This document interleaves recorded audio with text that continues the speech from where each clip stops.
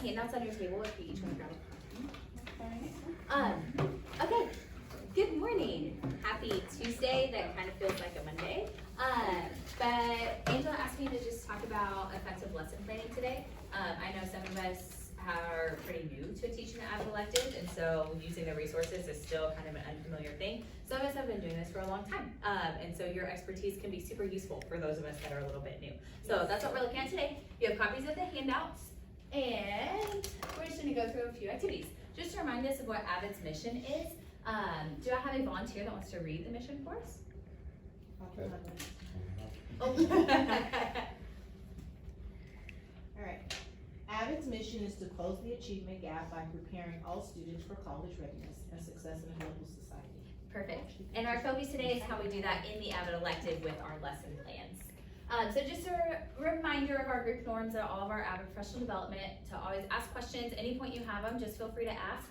Engage fully, integrate new information, open your minds. Maybe you are using a resource today that you've never used before. So just be open to it. You never know what can come from it.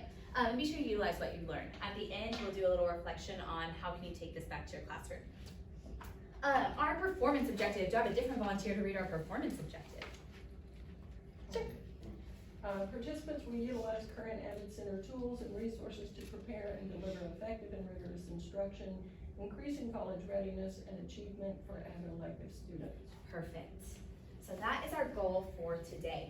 What we're gonna do is first look at all positive things that are happening. Then we'll look at some problems and hopefully some solutions that we've got for those. We're gonna take a minute to dive into some Avid resources, and then we'll have a little reflection and closing. Our essential question for today, if you would like to take notes, there is some Cornell note paper at the back of your handouts. And our essential question is, how can I utilize the available tools and resources to support effective and rigorous instruction in my Avid elective class?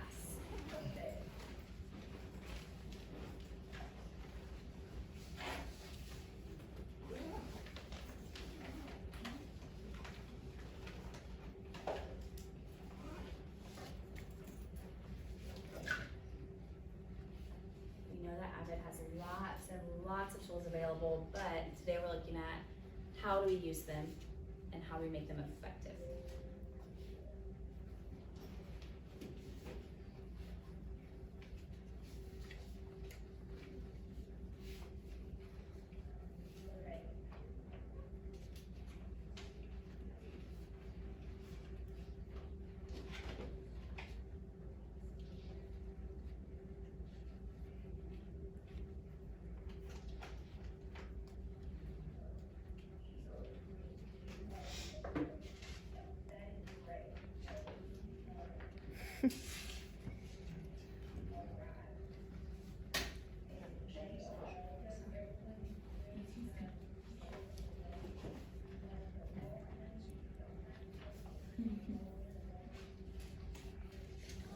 Anybody need more time to write? Okay. So first thing we're going to look at is some of all things positive. This is a strategy that we're going to start off today, but also one that you can take back to your classroom. So as we're going through it, just kind of think to yourself, are there ways that I can use this too? Because that's another goal today, is just to give you some strategies that you can take back for whatever you're doing, an instructional strategy that this can fit into. So first at your table, please number off 1, 2, 3, and 4. Take about 5 seconds. 2, 3, 4. Okay, perfect. All my ones, well, both of my ones. I want you to think about the most successful lesson or unit that you've taught this year. We've completed the first 6 weeks. We're a little bit into the second one. What's the most successful lesson or unit that you've done? 2s, an example of how a site team has supported you this year. Just think about your site team. What have they done? 3s, one great Avid memory from this year. And 4s, one positive thing that you appreciate about your Avid students this year. So I'll give you a second to think. Prepare your answer. We're searching for the positives. Searching for the positives.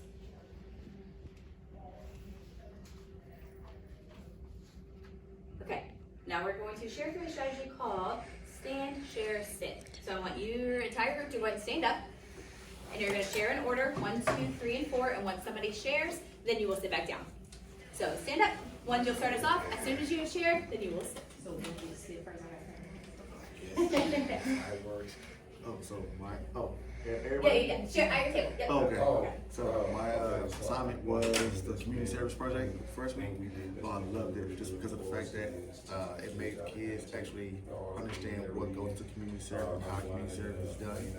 And then also make them help research, finding what you need to do, things you have to do, especially coming from teachers' standpoint where we have to go to meetings and have all this information. Now you have to come and meet with all this information. So right now we're in the process of voting on which community service we're going to do for the year. And we're going to get ready to do that. That was good. So my name is an example of how our team has supported you this year. So we have like a wicker board outside in the main hallway at community. And so they came up with ideas on how to like make it more special towards the school. And so now we're getting like wicker evidence, and we're just like posting it on the W. We're putting quick writes, we're putting like example of notes. On the I, we're putting like different Bloom's questions, and so it's making the entire board just complete. Alright, my favorite memory. I mean, I like the clips for kids, and then doing a really good job of gratitude and it's been great. Teachers say in and out. for Custodian Appreciation Day, they really went above and beyond and decorated the school and to make the custodians so welcome, and we're taking some pictures with them. And then we were presenting today, or I am, and so the students made a video for me to show the teachers saying thank you for all the hard work. That's my favorite, like when they're doing stuff that actually helps them be successful. So this is a sharing and give you using the classroom now. This one I like because it helps me see. How does it things differentiate from my avid students this year? Without tutors, the last year, I have kids that run their own TRSAs, and they have been kids and they have really been questioning. You can't give them the answer, you know, like, and you can hear it and think, oh, now I get it, why did you do it this way?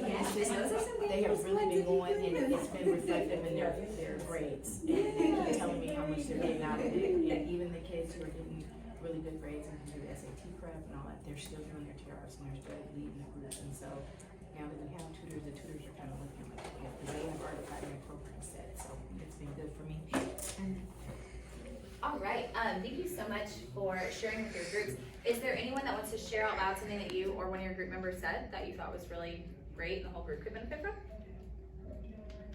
Keith said he was our number one, and his most successful lesson or unit that he's taught so far this year was teaching the strategies for how to annotate an article and identify the author's claim, underline the supporting details, keywords, and all of those things, because he's been able to see his students use that not just in AVID, but in their biology and history classes as well.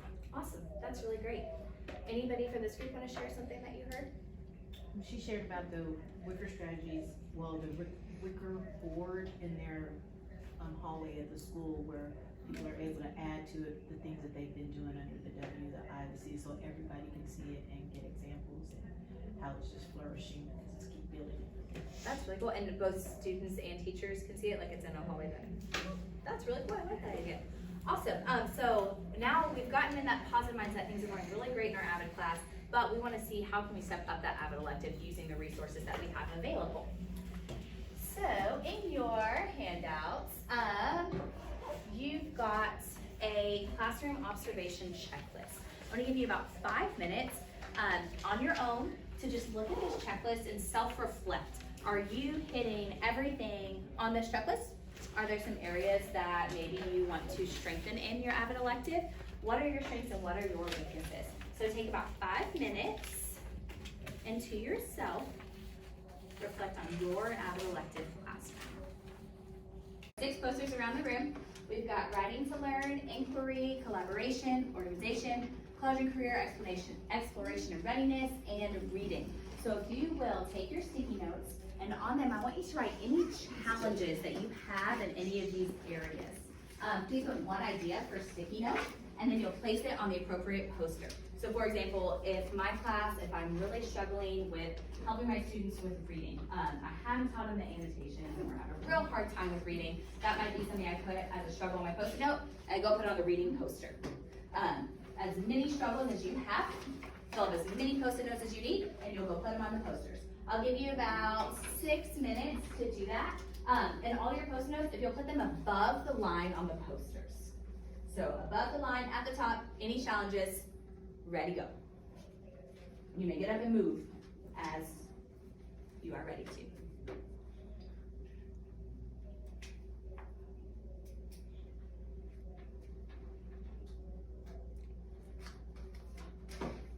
And your struggles might be straight from the checklist, or it might just be something that you've observed in your class too. Don't limit yourself to just something as a scored on the checklist.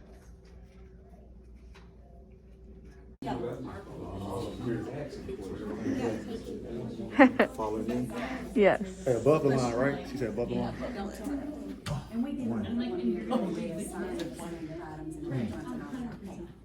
I'm going there.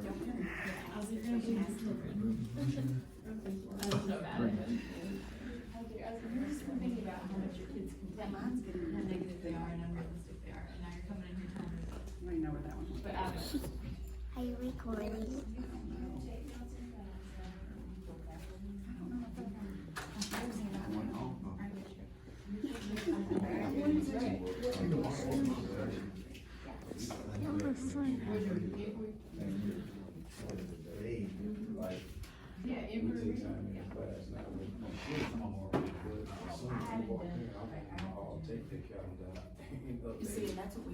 Right, so they should be updated in every class, if they walk in the class.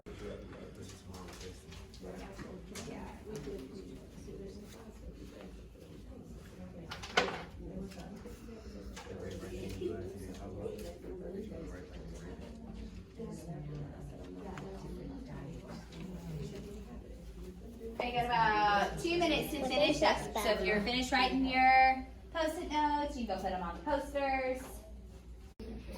You should have your post-it notes with you and a writing utensil. You've got 10 minutes.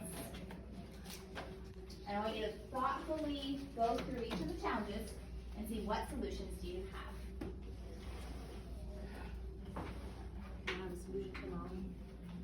Yeah.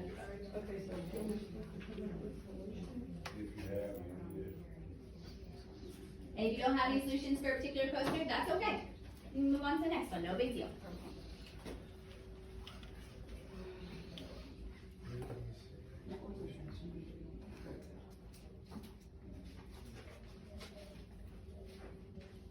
Your strength could be somebody else's weakness.